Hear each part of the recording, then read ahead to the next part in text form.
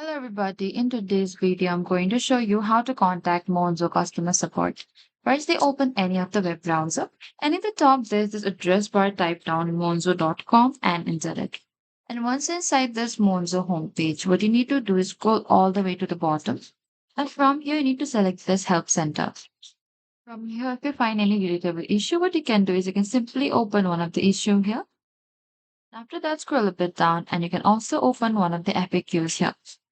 And from here, you'll get this instruction. You need to simply follow the instruction. And next is if you need more help, you need to simply go back.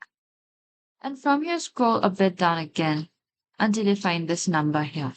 And over here, if you're in the UK, you need to call to this number. If you're from abroad outside UK, you can simply call this number. And before contacting support, make sure you have your account information ready for identity verification. And that is it. That is how you can contact Monzo customer support. Thank you for watching this video. I hope this video was helpful.